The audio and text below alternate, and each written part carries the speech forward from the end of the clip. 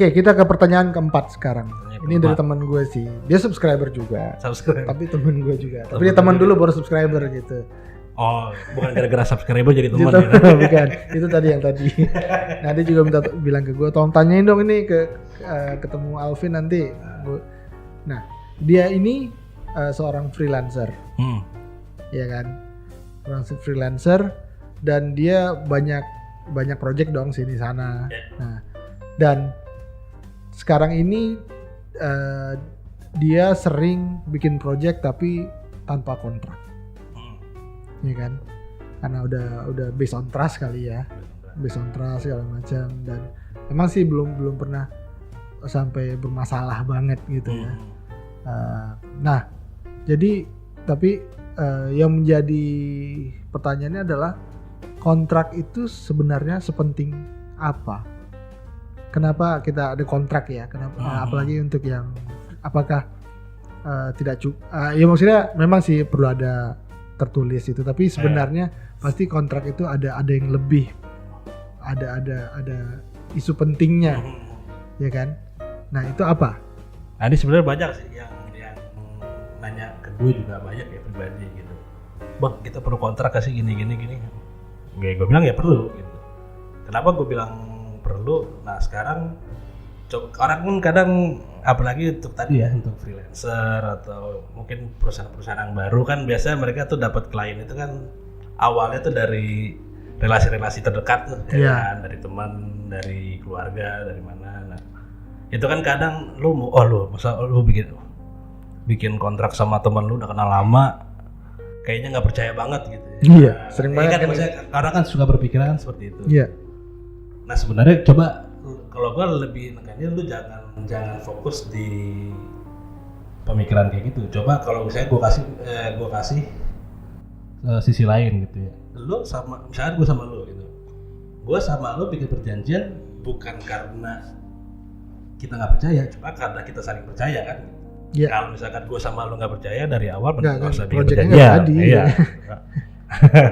Jadi intinya kontrak nanti gue belum ngomongin masalah secara hukumnya seperti apa ya. Gue pengen jelasin aja sih secara logika hukumnya lah gitu ya. Logika hukumnya kontrak itu kenapa sih lu mesti bikin kontrak itu tadi itu untuk menjaga kepercayaan masing-masing pihak sebenarnya gitu ya, karena namanya orang kan kita juga nggak tahu ya gitu. Maksudnya kontrak itu adalah kalau gue pribadi gue memandang kontrak itu adalah lo bentuk untuk saling menjaga kepercayaan gitu. Gue percaya sama lo nih mas, cuma gimana caranya supaya gue bisa menjaga kepercayaan lo? Nah itu kita kontrak dan sebaliknya juga kayak gitu. Iya. Iya, masuk akal sih. Nah itu pertama itu. Terus yang kedua ya sekarang kalau ketika itu terjadi suatu masalah gimana? Ketika lu gak ada kontrak, misalkan tadi lu si teman lu nih dia punya project terus pembayarannya telat atau bayar. Iya. Ya terus dia gimana gitu? Dasar dia untuk melakukan penagihan apa? Ya kan. Ya kadang orang suka menganggap rendah. Satu menganggap rendah dan menyederhanakan lah. Menyederhanakan. Gitu. Kadang kan yang sering terjadi itu nggak ada kontrak, cuma lu ada PO gitu. Iya. Ya kan? Ada invoice atau PO. Ada PO, ada quotation. Gitu kan. Ya itu sebenarnya itu diakui sebagai bukti pengikatan sih, sebagai kontrak. Cuma kan nggak terlalu detail, nggak mungkin lo bikin quotation isinya pasal-pasal itu kan nggak mungkin juga gitu. Iya. Tetap sih menurutku kontrak itu tetap harus dibuat supaya itu ketika terjadi sesuatu yang tidak diinginkan, lo punya dasar untuk meminta hak lo sebenarnya. Tapi kontrak itu juga sebenarnya bisa dibikin fleksibel dan bisa dibikin tidak terlalu rumit ya sebenarnya. Nah kalau kontrak sebenarnya lu sesuaikan dengan kebutuhan sih sebetulnya. Contoh gini, misalkan lu sebagai customer lah ya. Misalnya sebagai customer lu punya kewajiban bayar di tanggal 25. Nah, lu kontrak ini lu sama temen lu nih. Iya.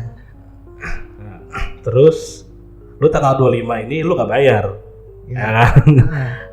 Bukannya lu nggak mau bayar atau lu mau kabur, emang tanggal 25 itu emang harusnya ada sesuatu lah yang gitu kan. Tidak bisa membayar. Mungkin duit lu yang dari customer lu belum masuk atau apa, akhirnya lu telat bayar tanggal besokannya, 26-nya gitu.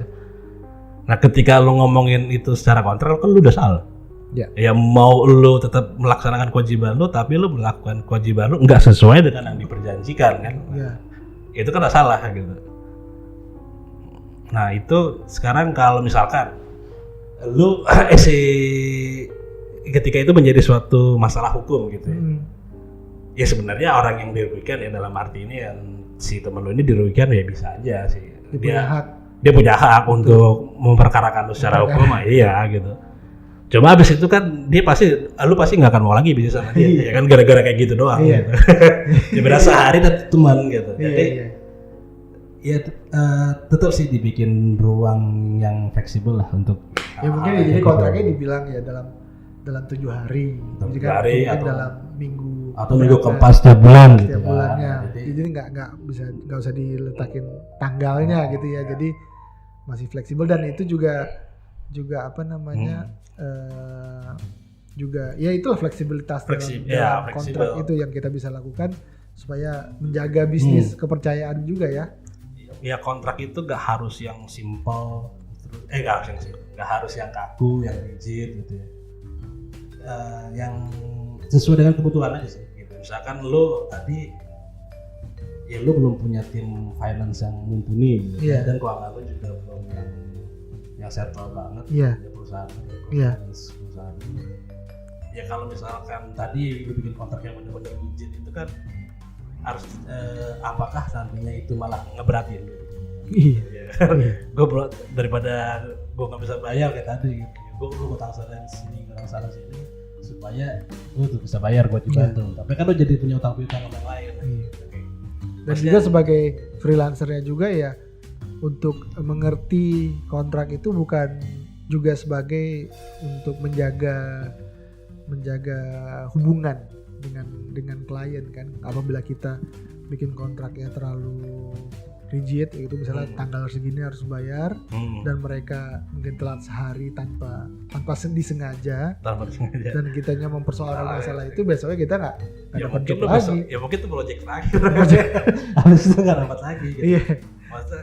Jadi sebenarnya ya makanya kita harus mengerti konteksnya kontrak ya berarti ya untuk apa dan bagaimana bikin kontrak yang fleksibel yang menguntungkan dua-duanya dan apalagi mungkin sama sesama teman. Kontrak itu, gue nggak bilang kontrak itu harus fleksibel sih.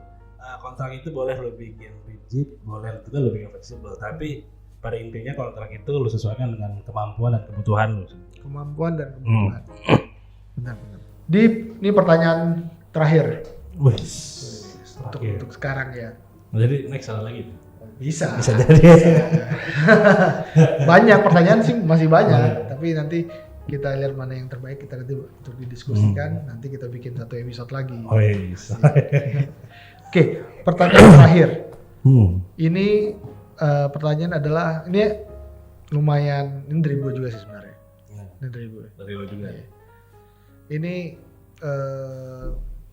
gue juga masih mencari jawaban atau solusi atau pencerahan lah untuk pertanyaan ini mengenai pencemaran nama baik. Oke, lo lagi mencemarkan nama baik atau dicemarkan? Gue berharap tidak pernah. Karena gue takut banget karena pencemaran nama baik itu bukan tindakan pidana yang ketahuan gitu, bukan membunuh orang. Pidana ini kalau pencemaran nama baik itu kan subjektif. Kita cuma mungkin ngomong sengaja atau nggak sengaja, tapi orang punya hak untuk memperkarakannya gitu. Dan apalagi kalau kita nggak sengaja kan itu kan sangat susah kita motif seorang untuk mencemarkan nama baik kan susah di.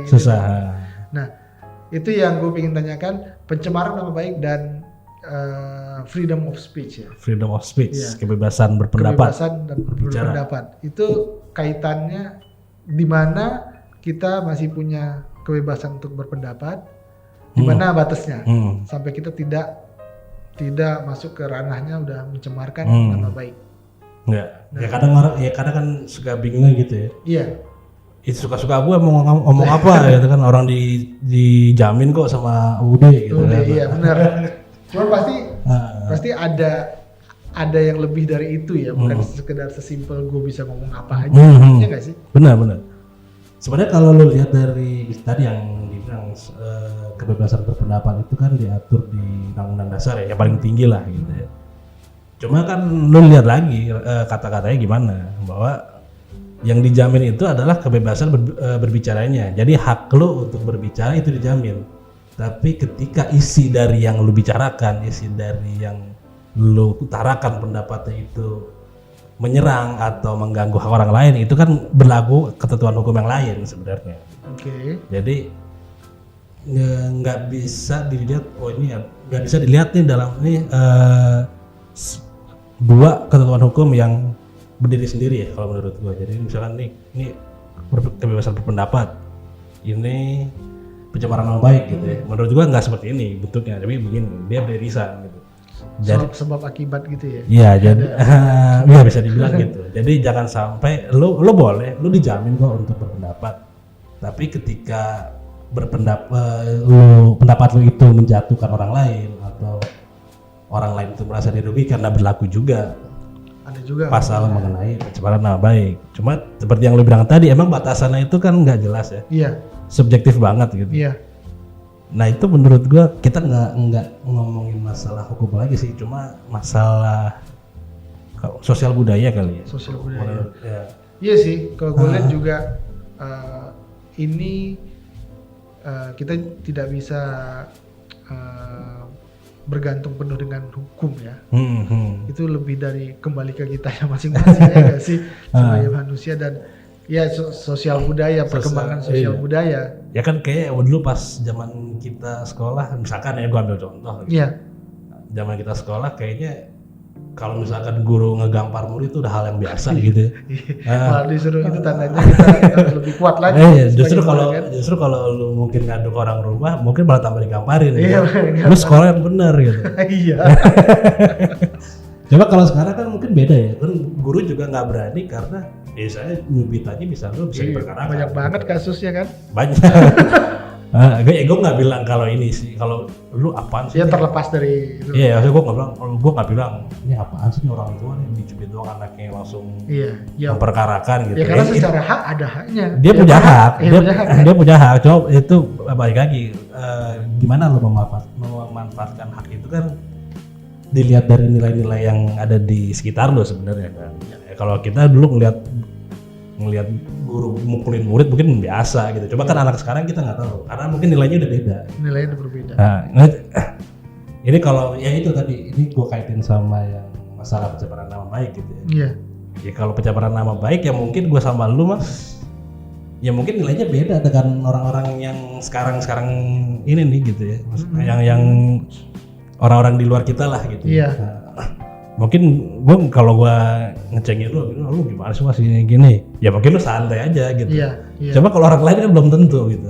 Iya, apalagi yang beda generasi gitu maksudnya. Iya. Nah, jadi ya gue bilang nggak bisa dilihat dari sisi hukum aja sih kalau kayak gitu. Jadi lu lihat juga dari tatanan, dari nilai-nilai sosial, nilai masyarakat yang ada sekarang ini. Iya, kalau gue sih ngeliatnya juga sebenarnya kembali ke kitanya sih. Balik ke kitanya. Iya. Intinya jangan mentang-mentang kita bebas untuk berpendapat, kita berbicara seenaknya.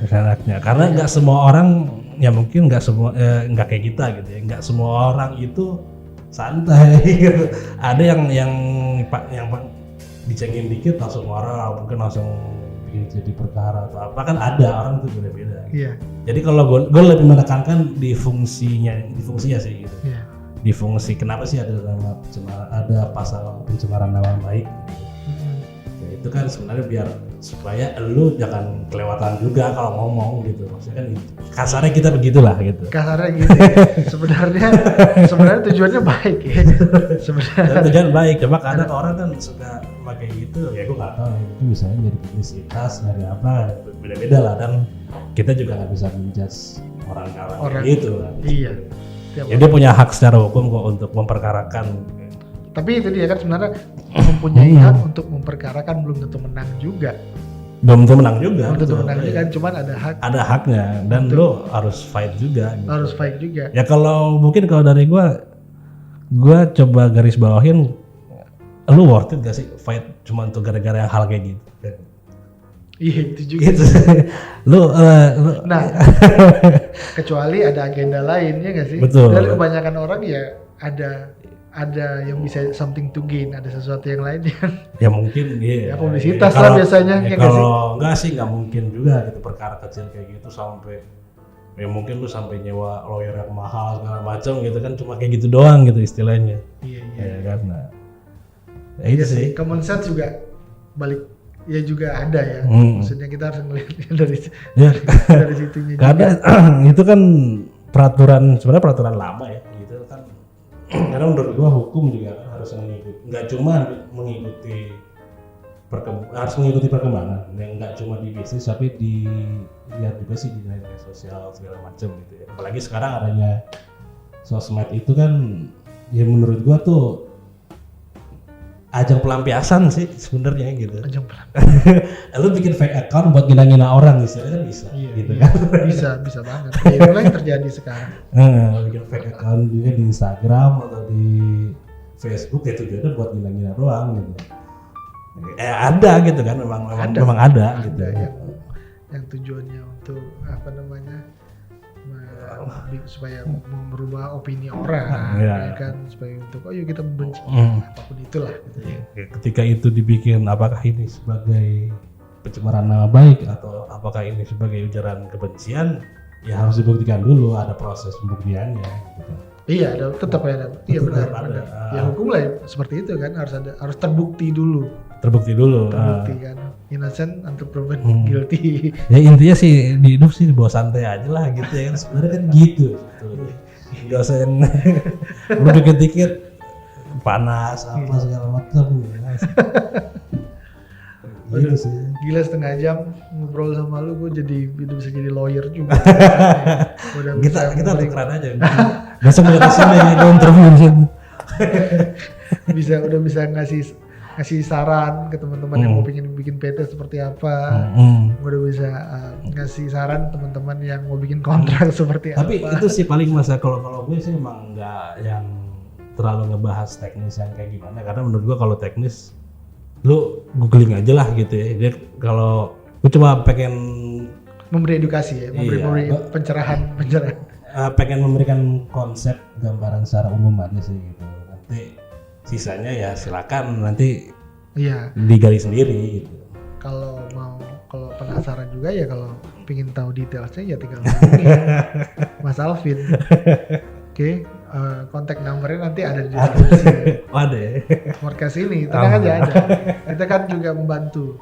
Kan sekarang kan lagi support. Kita harus mensupport. Oh iya, sekarang udah nggak zaman bisnis saing-saingan, harus kolaborasi ya. Karena semuanya lagi turun. Siapa yang mau disaingin? Iya. Disaingin harus sama nggak punya. Iya, sama nggak ada duitnya. Iya benar.